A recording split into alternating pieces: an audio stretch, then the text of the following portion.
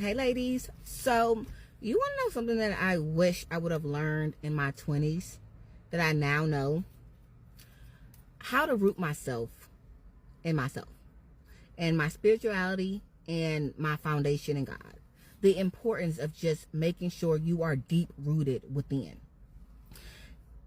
I feel like if I would have learned that in my 20s and how important that is, I could have saved myself so much heartache, so much money. Because the whole reason why I'm making this video is because I really want ladies to, especially in their 20s, just now, do it now. Ask yourself this. Outside of your spouse, what do you have going on for yourself? And that led me on a journey of just rediscovery, because I realized within that question months ago how important it was to just be rooted deep within myself, God, my spirituality, and how no human being ever should be able to shake your roots up and just toss you aside. And there was this actual TikTok video. There's this communication going on TikTok, and I love it, about an article where it says having a boyfriend is embarrassing. And here's my little take on it. Having your whole personality be surrounded by your spouse is, to me, it's not embarrassing as long as you have your own identity. It becomes embarrassing and detrimental when you cannot detach yourself, when like y'all are just one. Because when that happens, think about yourself like a flower, right? You are a beautiful, beautiful sunflower, and you have rooted yourself in this big, beautiful garden.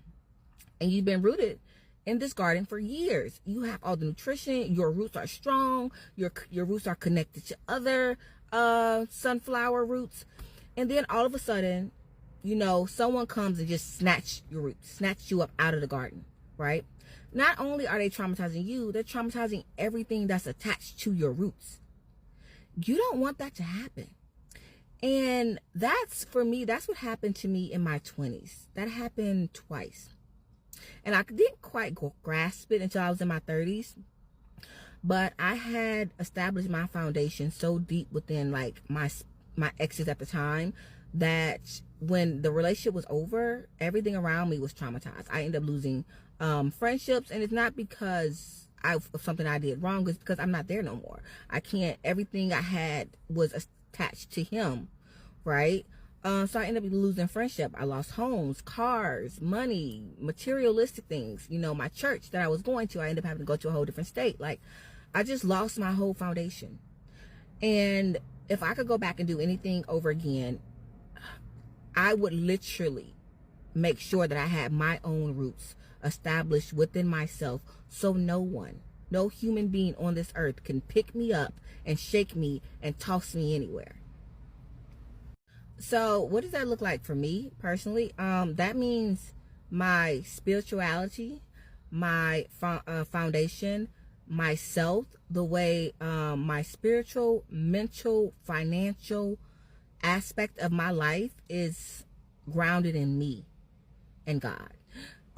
That means, like, for example, I could, and I do this often, I will go away for maybe to my mom's house for a week, or to my grandmother's house for like 2 weeks.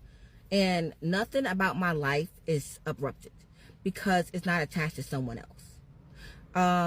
That means, like, before, when I used to be in relationships, how about this? When I used to be in relationships, I wouldn't leave my spouse for a week because I would have so much anxiety. What is he doing? What is he eating? Who is he hanging out with? Did he not call me? Why didn't he call me? He must not care about me. Like, every 5 minutes, I'm checking my phone, and it would make it so that I could not enjoy what I was doing. I remember one time I literally went on a family vacation.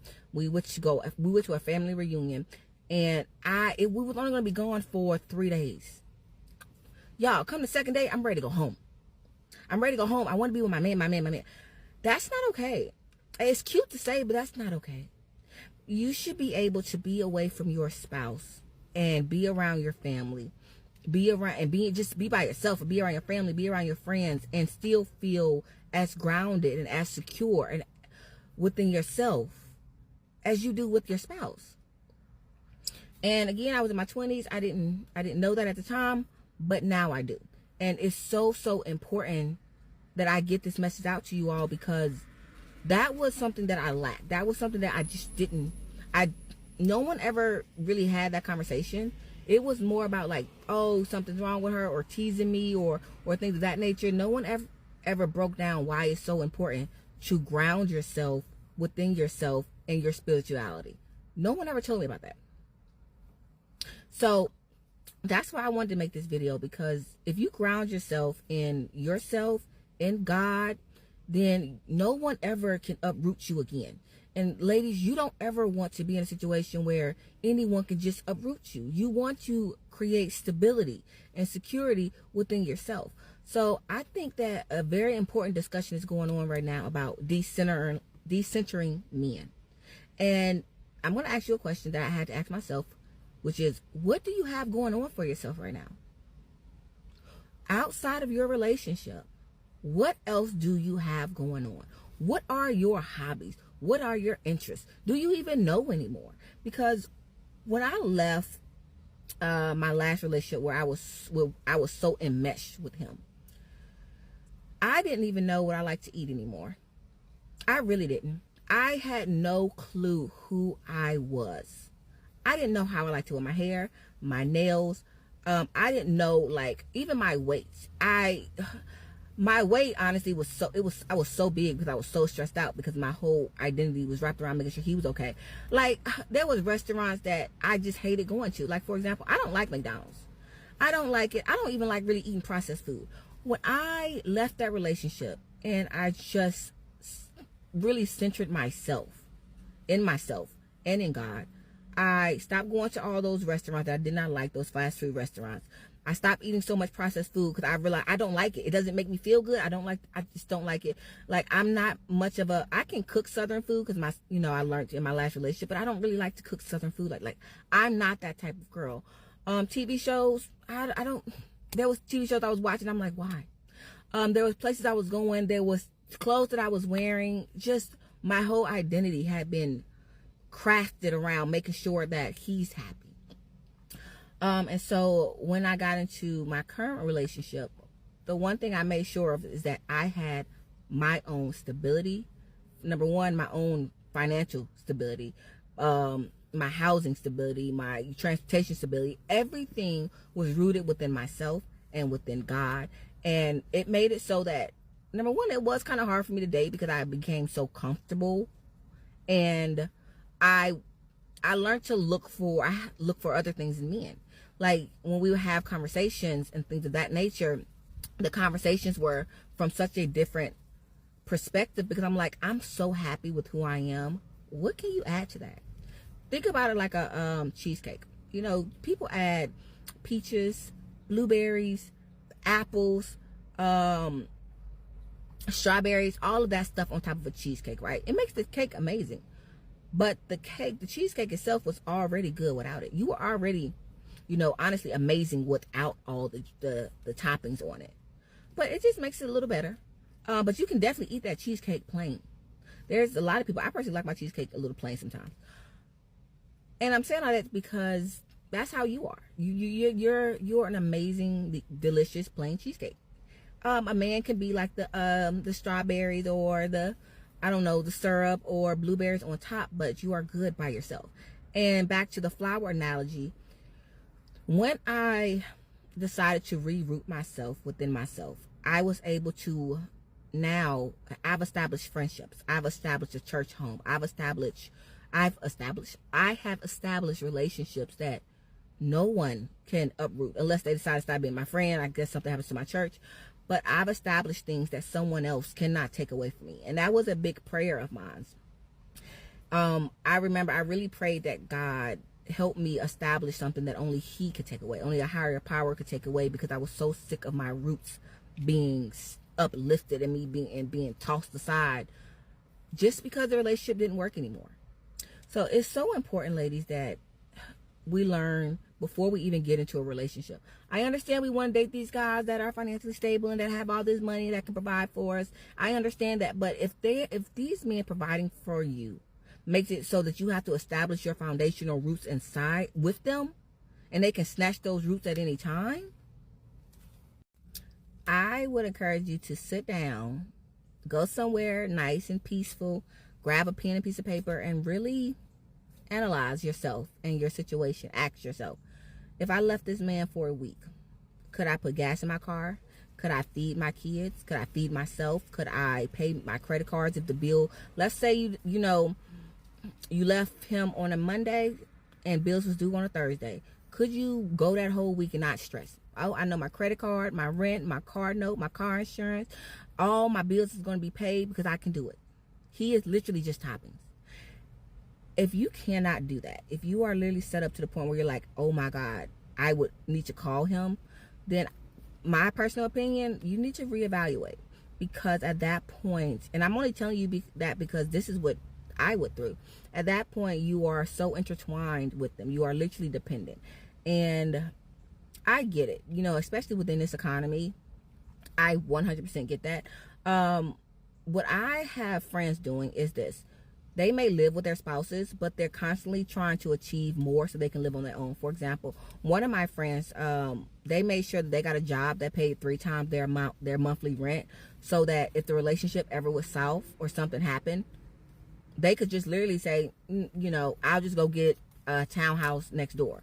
I will go somewhere else because I technically don't need your half of the mortgage or the rent to survive. I can go and get my place somewhere else.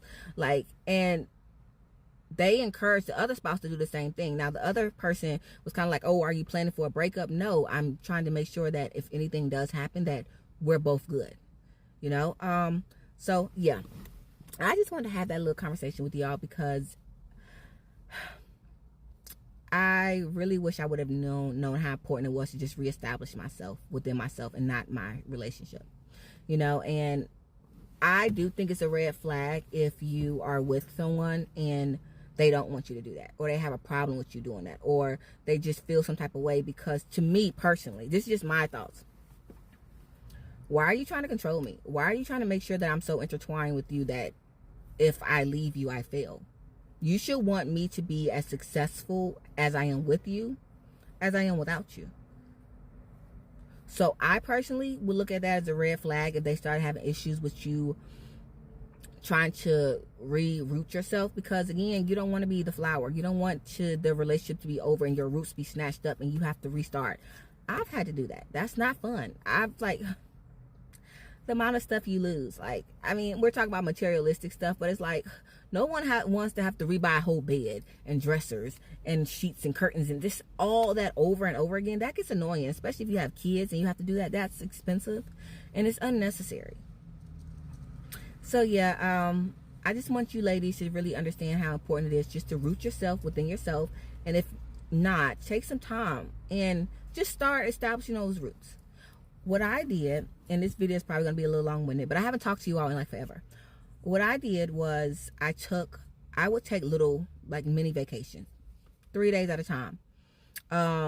It eventually got to being, a week or 2 at a time, where I would just literally all right, I'm going to my friend's house. I'm going to my mother's house. I'm going to my grandmother's house. I'm going somewhere, and I'm going to 100% depend on me. I always make sure that no matter what, wherever I go, I don't have to stress about it. And I'm very hard on myself.